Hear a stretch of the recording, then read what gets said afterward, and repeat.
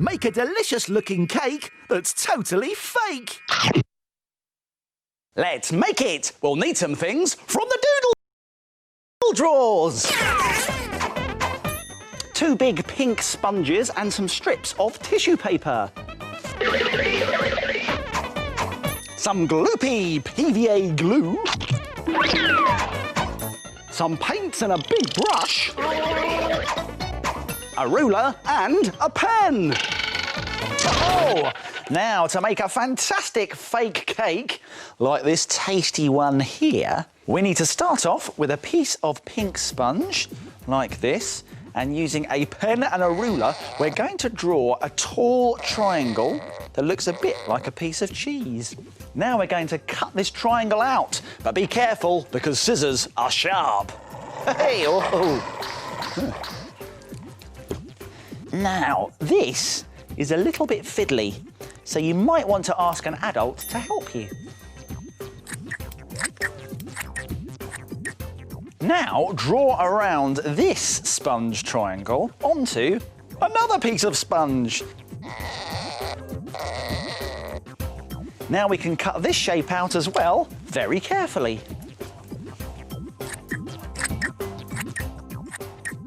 Next, we're going to make the sticky, gooey fake cake filling. Paint on some red paint, first of all, to one of the sponge triangles. Now, we're just going to paint it along this edge here, like this. Now, don't worry if the paint dribbles a bit. It all adds to the effect. Now do the same on the opposite edge. There, that's all the red done on that triangle. Then, on the other triangle, we're going to use a different colour. How about white paint for the creamy filling? Again, paint along 2 edges of your triangle, like this. Once both sponges are painted, brush on some gloopy glue to the top of the jammy triangle. And stick on the creamy triangle so that the white edge meets the red edge like a sandwich. And there we have a cake. It's taking shape, isn't it? But now we need to make some icing. And for that, we need to take a piece of tissue paper. And we're just going to scrunch and bunch it up. There we are, very loosely. And then we're going to take this side and just fold it into the middle, like that. And then take this side and fold it into the middle as well, so it's all bunched together nicely. This is going to be the icing at the back of our cake. So let's bring our cake back in. Add on some gloopy glue here at the back. Then we can pick up our icing and place it on. There we go, that's the icing at the back. But how about some icing in the middle here? It's a circle shape. Now, to make that, we need another piece of tissue paper. I'm going to scrunch and bunch it up again, this time a little bit more tightly, and then I'm going to start twirling it round in a circle shape. Round and round it goes.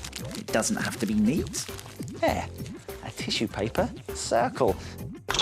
Add another dollop of gloopy glue and stick it on. Once your sponge is dry, it's time to use some more paint. But this time, it's to create the delicious icing on the back of the cake and on the top.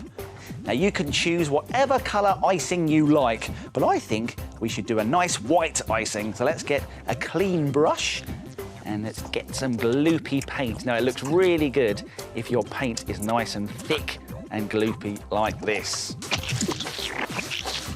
And when it's dry, doesn't it look fantastic? But there's one thing missing. It's the cherry on the top.